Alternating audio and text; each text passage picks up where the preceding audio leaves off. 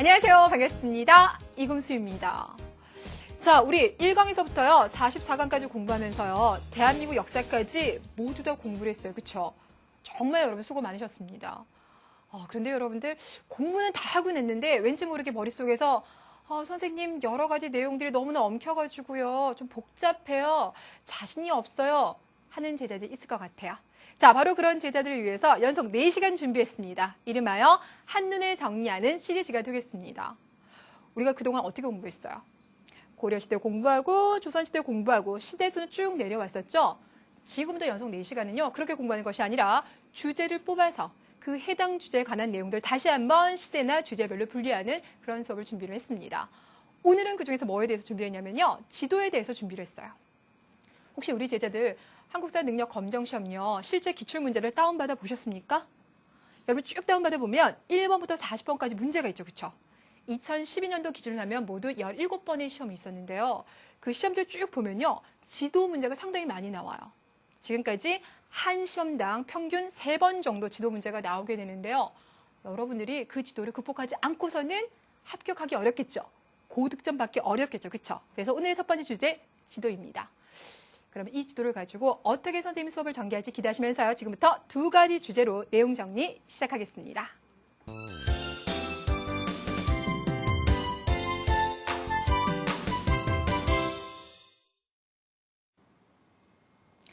자, 첫 번째에서 우리가 정리할 주제는요. 우리가 그동안 정말 많은 나라를 공부했었죠. 그 많은 나라, 그 많은 왕조들을 대표하는 지도들 모두 7개로 총 정리를 한번 해보도록 하겠습니다.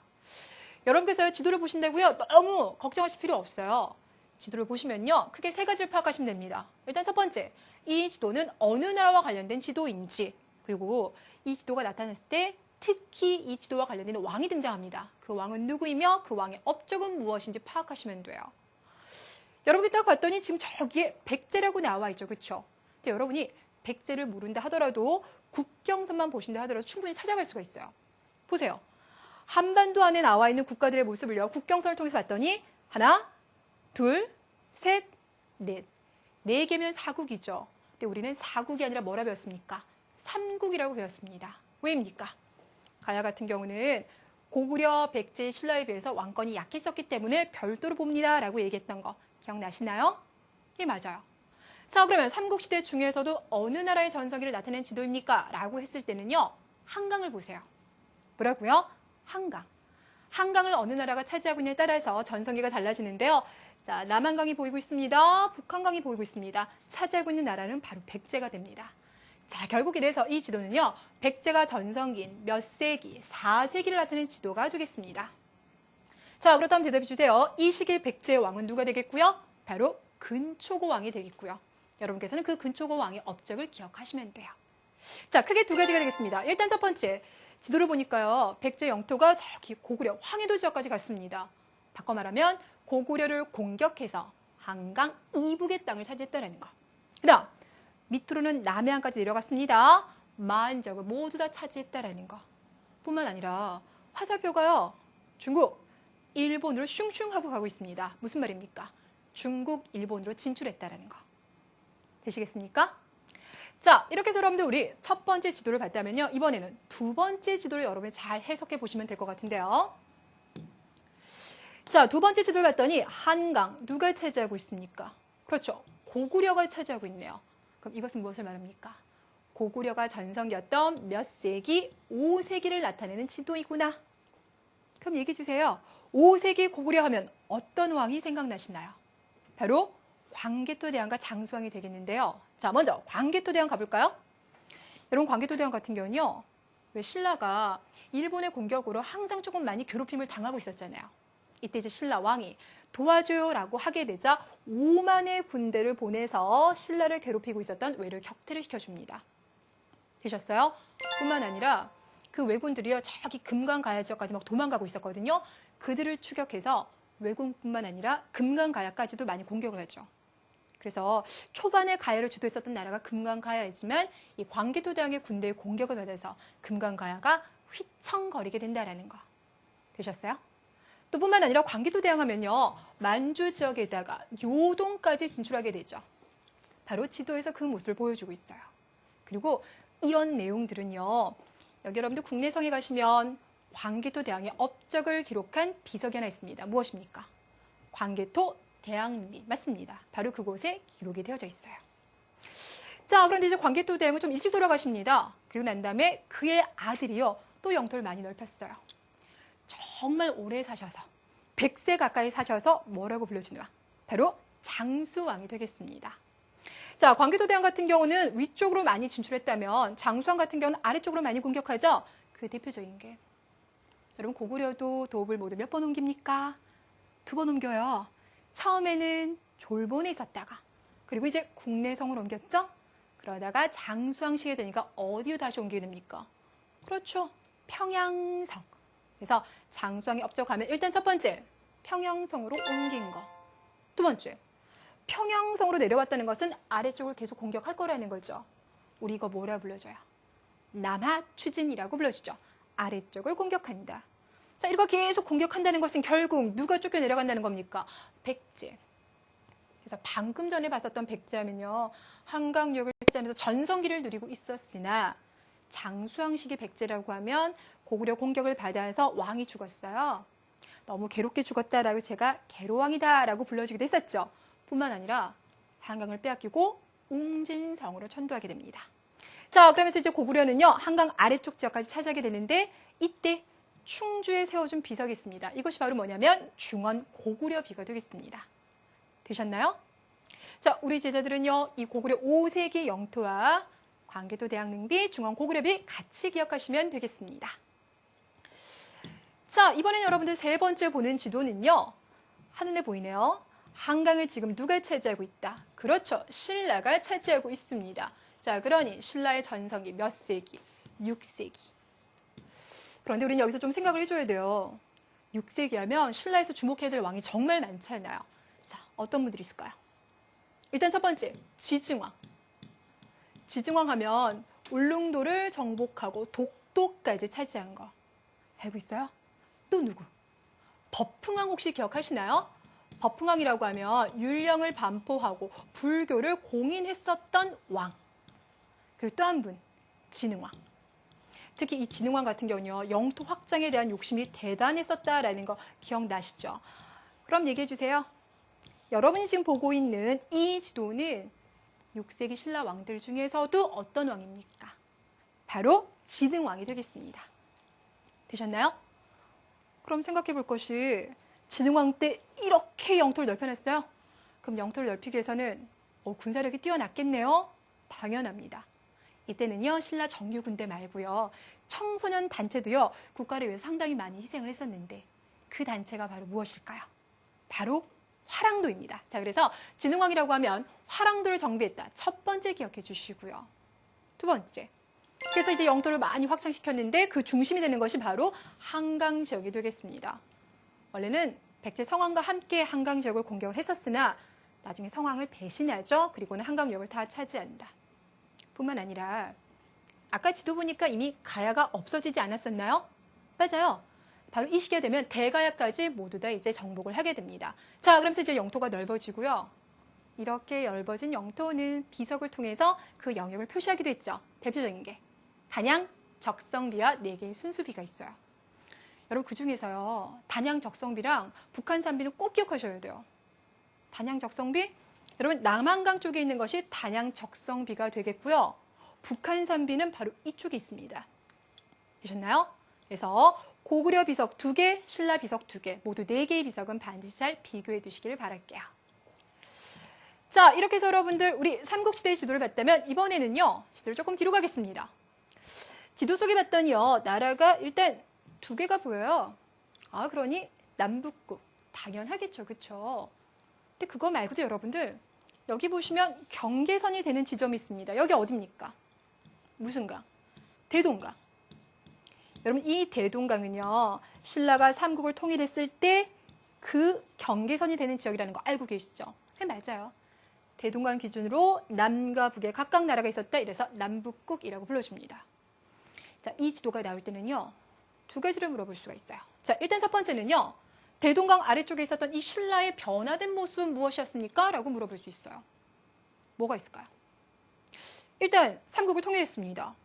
통일하고 나면 기존의 신라보다 넓어졌으니 나라를 새로 짜야 되겠죠. 그래서 한 것이 구주오소경.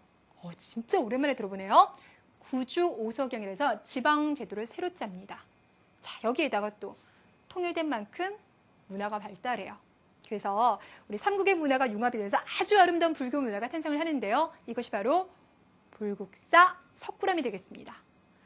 자, 이것이 이제 통일신라의 모습이라면 위쪽 발해. 여러분 발해하면 머릿속에 탁 떠오르는 사람이 있을 거예요. 누굽니까? 대조영. 예, 맞아요. 대조영이 고구려 유민들을 이끌고 나라를 세웠다. 그런데 그거 말고요. 만약에 이 지도를 보여주면서 이렇게 발해가 거대한 우리 역사상 가장 넓은 영토를 차지한 이 시기 발해 왕은 누구입니까? 라고 물어본다면 여러분 뭐라고 대답하시겠어요? 바로 선왕이라고 대답하셔야 됩니다. 자, 그래서 가겠습니다. 이렇게 넓은 영토를 차지한 선왕 시기가 되면요. 중국 당나라가요. 와, 발해 정말 대단하다 라면서 해동성국이라고 불러줬던 거 알고 계시죠? 네. 그런데 이러했던 발해가 갑작스럽게 무너집니다. 왜요? 조심하세요. 말갈족 아닙니다. 거란족의 공격을 받아서 926년 갑작스럽게 멸망하게 됩니다. 그래서 남북국은요, 이 지도와 더불어 이 정도 내용을 파악하고 계시면 돼요. 자, 남북국을 봤다면 이번에 여러분을 기다리고 있는 건요, 후삼국 시대 지도입니다. 그런데 앞서서 제가 뭐라 했어요? 신라가 삼국을 통일했던 건 어떤 강 기준? 대동강 기준. 보세요. 대동강. 자, 그러니 후삼국이라고 하면 그 대동강 아래쪽에 있었던 통일신라가 다시 세 개의 나라로 나눠지는 거 맞죠? 신라, 후백제, 후고구려 모두 세 개의 나라가 등장합니다. 자, 그래서 이 지도가 등장하게 되면 여러분이 첫 번째 생각해야 될 건요. 아, 신라가 정말 이제 많이 흔들렸구나 라고 하는 그 상황을 파악하셔야 돼요. 흐름을 쭉 한번 타보니 일단 해공왕이라는 어린 왕이 등장하면서 그 왕이 결국 피살을 당하게 되고 해공왕 피살 이후에 왕이 자주 바뀌면서 왕권이 흔들리더라. 자, 그러면서 이제는 내가 왕이 되겠어 라면서 세력을 키우는 사람이 등장하는데 우리는 그들을 뭐라 불러주고 호족이라고 불러주고 그 호족들 중에서 정말 나라를 세운 사람 있죠? 그가 누구입니까? 궁예와 견훤이 되겠습니다. 자, 그래서 이것이 바로 후삼국 시대로 이어지게 되는 거예요. 자, 일단 첫 번째 정리가 됐죠. 두 번째는요. 맞습니다. 바로 궁예와 견훤이 세운 나라가 무엇인지 지도에서 다시 한번 찾아보는 것. 이것이 두 번째 주제 정리가 돼요. 자, 그럼 갈게요. 견훤이라고 하는 사람은 신라, 그렇죠. 군인 출신이에요. 그는 강력한 군사력을 바탕으로 해서 후백제를 세웠고 그 후백제의 도읍지는 완산주였었습니다. 이 강력한 군사력을 바탕으로 신라 정말 많이 공격했었죠. 그래서 신라 왕을 죽이게끔 하기도 합니다. 자, 반면에 궁예 같은 경우는 저기 신라 왕족 출신이었다고 해요. 그는 왕건의 도움을 받아서 어디에 도읍을 정해? 송악의 도읍을 정해 후고구려를 세워줍니다. 그러다가 나중에는요, 철원으로 수도를 옮기기도 합니다. 근데 처음엔 통치가 괜찮았지만 점차 뒤로 가면서 포악한 정치를 펼치죠. 나는 미륵부처다 이러면서 결국 그래서 궁예는 왕건에 의해서 물러나게 되는 겁니다. 자, 그렇다면 이번에 여러분들에게 보여드릴 지도는요. 아무래도 고려가 되겠습니다. 자, 근데 여러분들 고려는요. 특히나 고려 초기인지 중기인지 후기인지를 여러분이 잘 구분하셔야 되는데 지금 여러분이 보시는 지도는요. 고려 중에서 말이에요. 여러분 이 지도가 고려 말이라는 거 어떻게 파악할 수가 있습니까? 자, 봤더니 여러분들 초록색으로 보이고 있는 바로 이 지점에 주목을 하는 거죠. 자, 봤더니 이 땅들은 수복한 땅이라고 나왔어요. 수복 되찾아왔대요. 누구로부터? 그쵸? 몽골족이 세웠던 원나라로부터 되찾았습니다. 그렇다면 대답해 주세요. 이 시기는 고려 말 어느 왕 시기가 되겠습니까? 바로 공민왕 시기. 자, 그래서 여러분 공민왕은요. 정말 여러분들이 고려 왕들 중에서도 주목을 하셔야 되는데 특히나 이 지도와 연결을 많이 시키셔야 돼요. 그래서 물어보길 뭘 물어보냐면 그렇다면 공민왕은 원나라 간섭에서 벗어나기 위한 많은 노력을 펼쳤겠네요. 그 노력이 무엇인데요? 라고 물어볼 겁니다. 그래서 제목이요. 반원개혁이에요. 머릿속에 떠오르는 게 있을까요? 자, 일단 첫 번째, 몽골의 풍습을 금지했다. 이거 떠올렸으면 좋겠어요. 특히나 변발 알고 계시죠? 그 몽골식 머리를 금지시키는 거. 두 번째, 아까 영토를 되찾아왔다라고 했죠? 자, 그러면서 이 원나라와 손잡고 있던 사람들이 있었어요. 누구일까요? 권문세족. 기철 같은 사람이 대표적이었는데 원나라 세력을 등에 업고 권력을 잡은 이런 권문세족들을 많이 약화시키려고 노력을 했었고, 또 권문세족들 같은 경우는요, 그 원나라 세력을 바탕으로 해서 백성들의 토지, 또 백성들을 노비로 만드는 경우가 많았습니다. 이것을 원상태로 돌리기 위해서 신돈을 등용하게 됩니다. 그래서 전민변정도감. 조금 어렵죠? 전민변정도감은 조직을 설치하고 난 다음에 이런 것들 원상태로 돌리는 많은 개혁을 추진하게 돼요. 되셨어요? 네, 여기다 하나만 더 하겠습니다. 자, 이러한 많은 개혁을 추진하는 이 공민왕에게도요, 시련이 있습니다. 바로 뭐냐면 개혁을 추진하는 이 과정 속에서요, 자꾸 주변에서 우리를 어렵게 합니다. 대표적인 것이 중국에서 홍건적이라고 불려지는 농민 반란군들이 고려를 공격을 하고요. 자, 밑에선 또 누구? 왜구들이 공격을 하는 바람에 피난까지 가게 되는 어려운 상황에 놓이게 되었습니다. 까지 결합시키면 완벽하겠죠. 자, 지금까지 모두 6개의 지도를 봤습니다. 마지막 지도는 무엇이냐? 바로 이 지도. 왠지 모르게요, 이 국경선의 여러 가지 모습이 우리에게 너무나 친숙합니다. 그럼 표현을 바꾸자면, 오늘날 국경선과 모습이 거의 비슷한 거네요 라고 얘기할 수 있겠죠. 얘기해 주세요. 국경선이 오늘날과 같은 모습으로 확정된 거 어느 시대라고요? 그렇죠. 조선시대가 되겠습니다. 정확히 말하면 조선 중에서도 누가 됩니까? 세종대왕 시기가 되겠습니다. 그래서 우리가 수업 시간에 강조했던 거, 세종대왕이라고 해서 훈민정음을 창제하고 문화를 발달시킨 부분만, 너무 그 부분만 강조하면 안 된다고요. 세종대왕은 영토를 확장하는 데도 큰 기여를 했다고요. 자, 그래서 갈게요. 일단 우리를 계속 괴롭히고 있었던 왜구들의 본거지가 있었습니다. 그곳은 쓰시마섬. 이 쓰시마섬을 이종무 장군을 보내서 토벌하기도 했고, 강을 건너와서 우리를 괴롭혔던 여진족을 토벌하기 위해서 최윤덕, 김종서 장군을 보냈는데요. 잘 보세요. 자, 이 지역은 최윤덕 장군이 개척한 사군이 되겠고요. 이 지역은 김종서 장군이 개척한 육진이 되겠습니다. 사군과 육진. 되셨을까요? 자, 이렇게 해서 여러분들 왕조 쭉 정리하면서요, 주요 내용들 정리해봤는데요. 자, 첫 번째 주제 정리 잘 마무리가 됐을까요?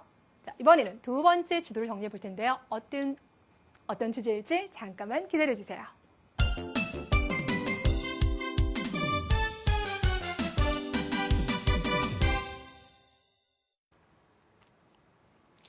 자, 우리가 역사 공부하다 보면요, 정말 많은 사건들이 벌어지죠. 특히나 전쟁. 그래서 시험 문제에서는요, 그 전쟁과 그 전쟁의 여러 가지 이제 승리냐 패배를 결정짓는 아주 중요한 전투들에 대해서도 많이 물어봅니다. 자, 지금부터는요, 그러한 지도를 중점적으로 살펴보게 될 텐데요. 일단 앞서 봤던 지도에 비해서 지도가 많이 횡합니다. 하지만 여러분들은요, 여기 나와 있는 조건만으로도 충분히 답을 찾아갈 수가 있어요. 보세요. 자, 지도에 보니까 당이라고 나와 있고 신라라고 나와 있습니다. 당나라와 신라가 싸우고 있대요. 줄여서 나당전쟁이라고 얘기할 수 있는데요. 나당전쟁이라고 하면요, 선생님, 삼국 통일과 관련되어 있는 거군요. 예, 맞아요. 그럼 우리 순서를 한번 정리해 봅시다. 일단 첫 번째, 신라는 당나라와 손을 잡죠. 그렇죠? 우리는 이것을 나당연합이라고 합니다. 자, 이때 나당연합을 성사시킨 사람이 바로 누구입니까? 김춘추. 그는 당나라까지 건너가서 나당연합을 성사시켰고요. 이후 이러한 능력을 바탕으로 신라의 무열왕이 되는 거죠. 그렇죠? 자, 이후 이들의 군대는 어디를 먼저 공격하냐? 봤더니 백제를 먼저 공격합니다. 그래서 백제가 멸망되었는데요. 이때가 바로 660년. 자, 그리고는 고구려를 공격해서 멸망을 했어요. 이것이 바로 668년. 그런데 여러분 알고 계시죠? 고구려 멸망했다라고 해서 곧바로 삼국통일이 된 것은 아니에요. 우리 그동안 정말 연도 많이 얘기했잖아요. 얘기해 주세요. 삼국통일 몇 년입니까? 바로 676년. 자, 그렇다면 고구려 멸망에서부터 삼국통일 사이에 무슨 일이 벌어졌느냐를 봐야 되는데, 좀 전에 봤던 거. 그렇죠. 당나라가 처음에 약속을 어기고 한반도 전체를 지배하려고 하네 결국 신라와 당나라가 전쟁을 벌이게 되는 나당전쟁이 되겠습니다. 자, 그래서 여러분이 보고 있는 이 지역들은요, 바로 그 나당전쟁의 마지막 승패가 결정되는, 누가 이겼어요? 신라가 이겼죠? 신라가 이기는 마지막 그 전투를 말하는 겁니다. 자, 그래서 봤더니 여기 안쪽은 내륙 지역이죠. 바로 이곳에서 벌어진 전투가 바로 뭐냐면 매소성 전투가 되겠습니다. 여기서 당나라 육군을 크게 격퇴를 시켰고요. 이곳은 봤더니 바닷가 쪽인 것 같죠, 그렇죠? 금강 하류족인데 여기를 기벌포라고 합니다. 이 기벌포 전투에서 당나라 해군을 격퇴시켰어요. 매소성, 기벌포, 매소성, 기벌포 전투 승리 이후에 삼국을 통일하게 됩니다. 생각보다 여러분들 매소성과 기벌포 전투가 워낙 시험에 잘 나옵니다. 반드시 명칭과 위치를 파악해 두시길 바라겠고요. 이번에는 두 번째 보겠습니다. 자, 두 번째는요. 고려의 후삼국 통일이래요. 지도를 봤더니 고려, 후백제, 신라라고 나와 있네요. 예, 이때의 경계선은 어디가 되고 대동강이 되고 알다시피 신라는요. 바람만 훅 불어도 무너질 수 있을 만큼 아주 쇠약해져 있어요. 그러니까 실제로는 고려와 후백제가 이적 통일을 둘러싸고 이제 막 경쟁을 하고 있는데요. 마지막 승리는 고려입니다. 하지만 초기에는 견훤의 후백제가 만만치 않아요. 그래서 이때 하마터면 왕건이 죽을 뻔한 사건이 벌어졌었죠. 그때가 뭡니까? 여기 대구 팔공산 주에서 벌어졌던 바로 공산 전투가 되겠습니다. 자, 여기에서는 후백제가 이겼어요. 그래서 이때 왕건이요 탈출하는 과정 속에서 신순겸 장군의 이야기 알고 있나요? 신순겸 장군이 폐하, 제가 폐하를 마지막까지 보필하겠습니다. 그러니 먼저 가시죠.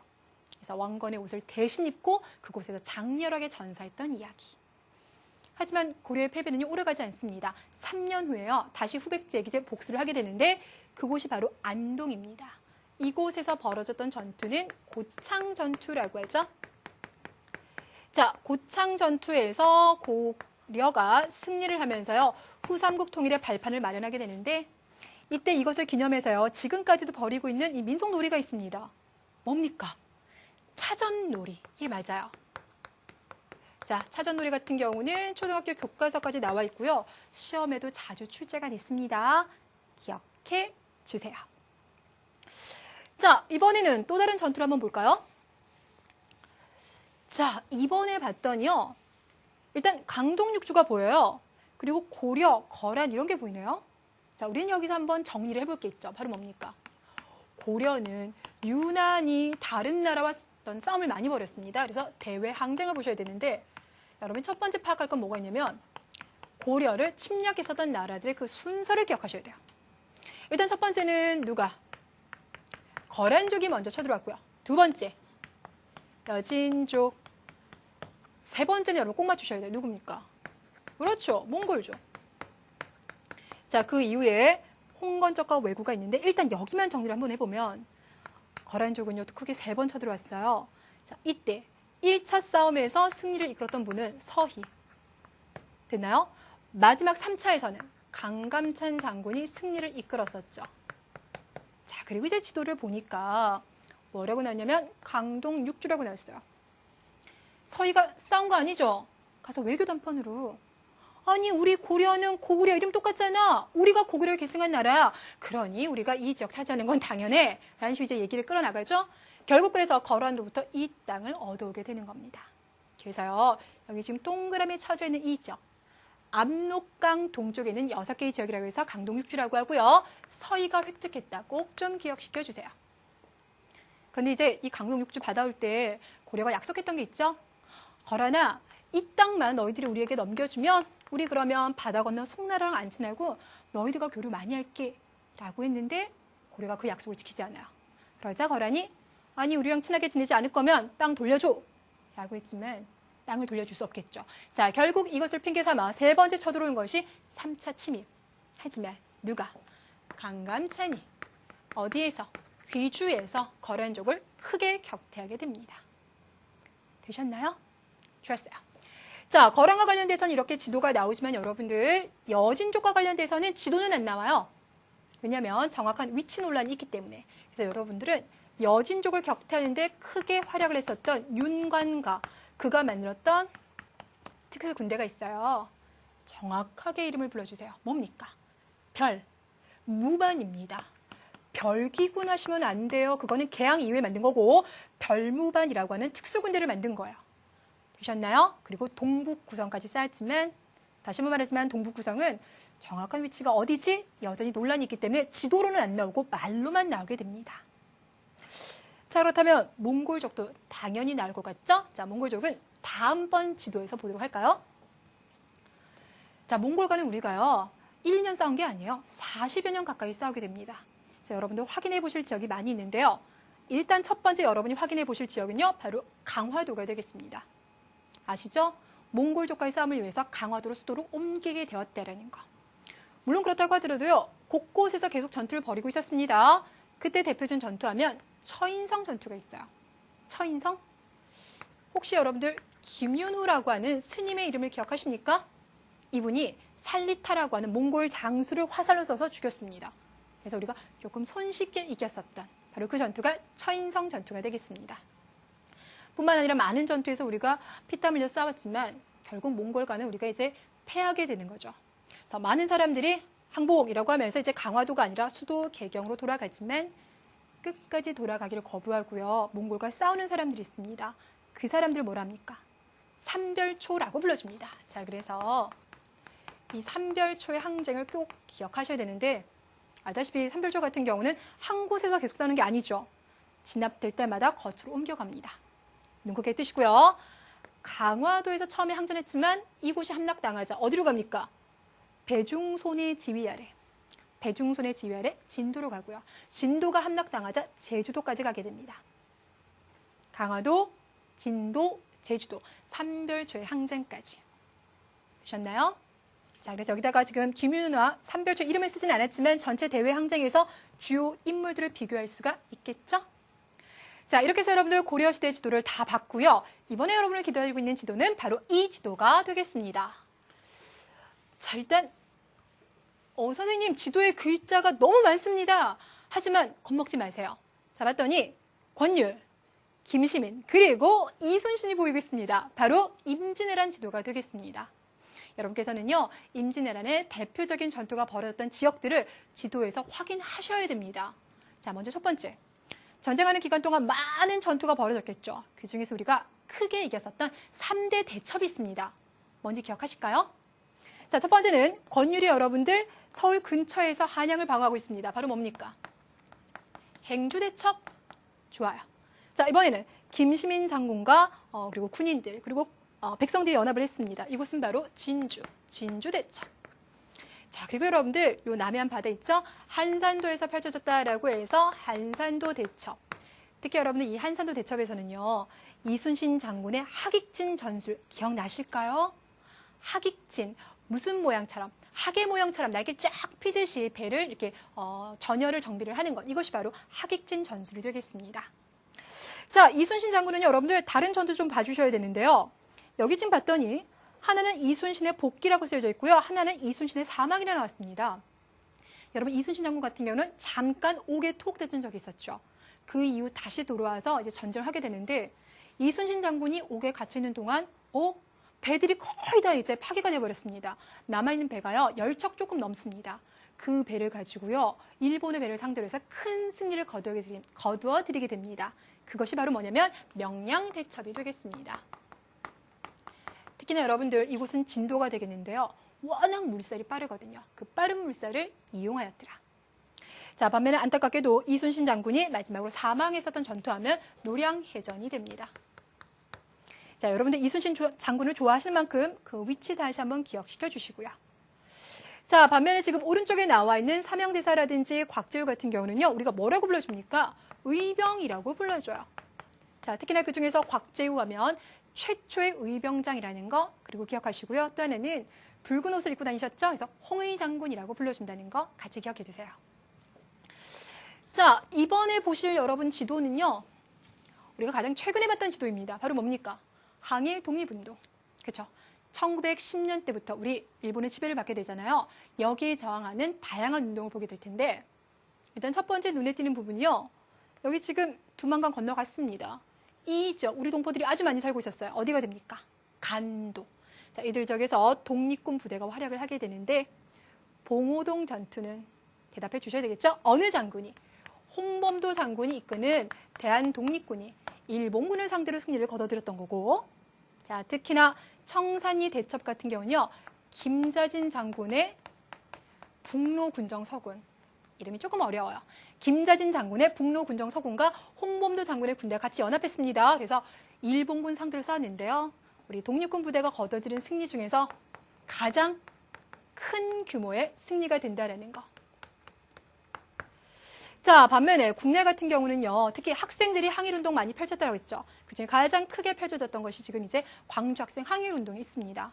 3.1운동 이후에 전반적 분위기가 조금 침체가 되었는데요. 광주 지역 학생들과 그리고 전국에 있는 많은 사람들이 연합하면서 보다 큰 규모로 발전할 수 있었다는 거. 거기에다가 당시 여러분 국내에요. 신간회라고 하는 조직이 결성돼 있었다는 거 기억하고 있어요?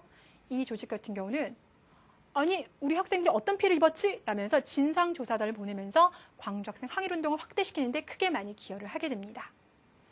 자, 중국 지역에서도 활약이 보이는데요. 특히나 우리는 상하이를 주목하셔야 돼요. 상하이 하면 대한민국 임시정부가 수립되었던 그 첫 번째 지역이 돼요. 여러분 대한민국 임시정부 같은 경우는요. 나중에 계속 이동을 하게 돼요. 하지만 일단 시작은 상하이에서 했다라는 거. 그럼 이거 물어볼게요. 대한민국 임시정부는요. 3.1운동 이전에 이미 조직이 돼 있었습니까? 3.1운동 이후에 조직이 됩니까? 그렇죠. 3.1운동 이후에 조직이 되어서 독립운동의 중심축, 핵심 세력으로서 독립운동을 이끌어갔다라는 거. 그리고 또 하나는요. 의거가 나왔죠. 그렇죠. 이때 생각나는 분이라고 하면 바로 윤봉길 의사가 되겠습니다. 여기에서 폭탄을 던짐으로써 일본군에게 큰 피해를 끼쳤더라. 됐나요? 자, 지금까지 여러분이 쭉 보신 이 지도들은요. 아까 말했다시피요. 주요 전투와 관련된 지도들을 주로 많이 묶어봤어요. 전쟁은 조금 자신감이 생길까요? 자, 이번엔 여러분들 주제를 조금 바꿔볼게요. 자, 여러분께서요. 문제를 풀어보다 보면요.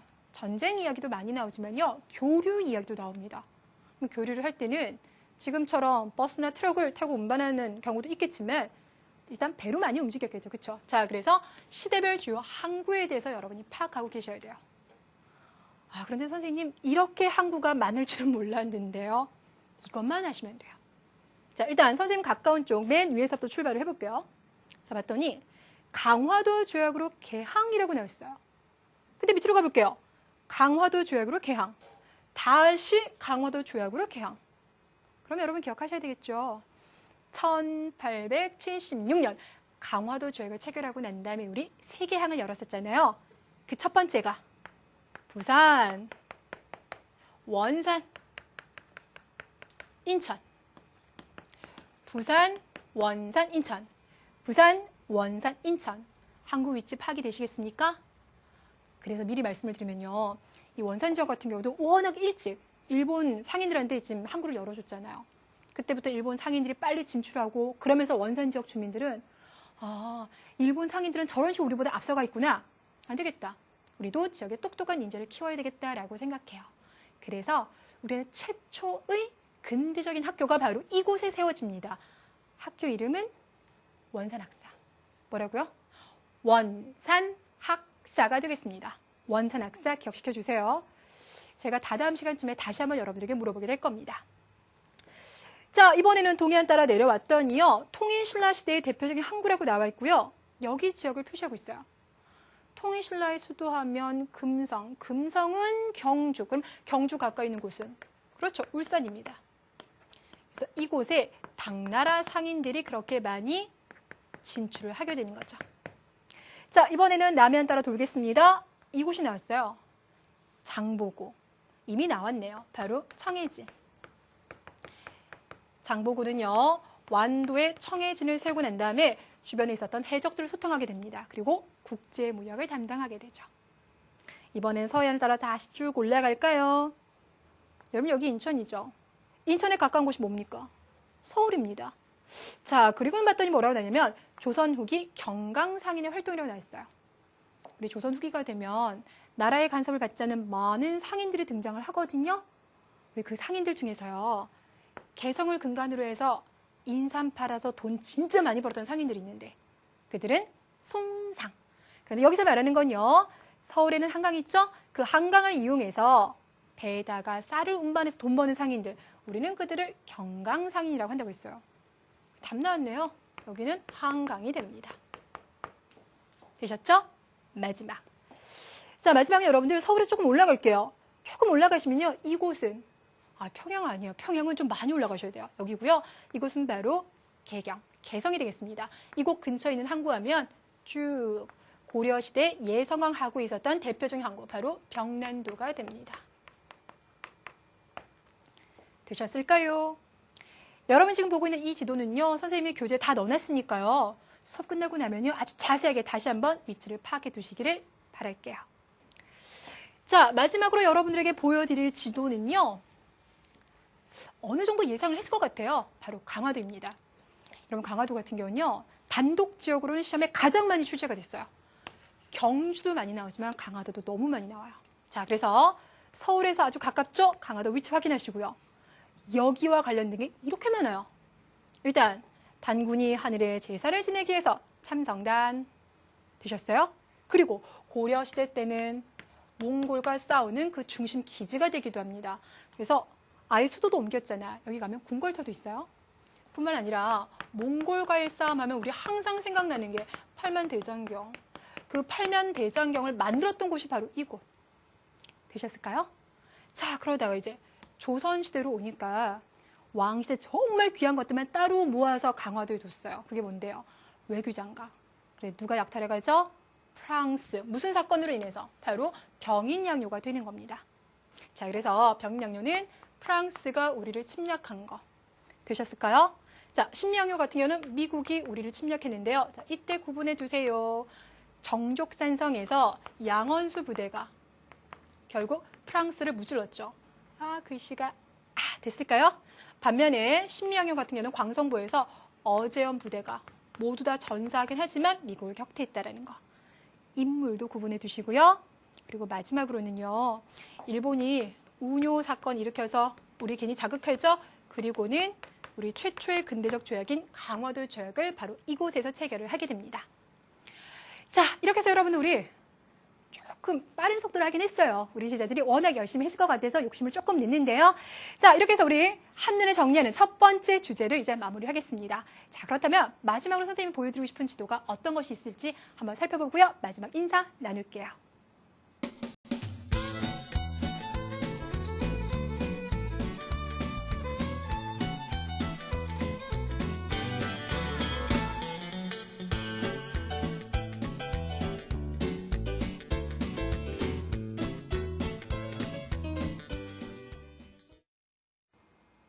자, 도읍지 이름 외우기 정말 힘들죠? 하나 추천해 드리자면요. 가족과 더불어서 엄마, 아빠, 동생과 더불어서 서로 질문해서 외우면 정말 잘 될 것 같아요. 자, 여러분들의 정말 충실한 복습 기대하면서요. 저는 물러가겠습니다. 다음 시간에는요. 어떤 주제가 여러분을 기다릴지 기대하시면서요. 복습 많이 하고 오시길 바랄게요. 수고 많으셨습니다.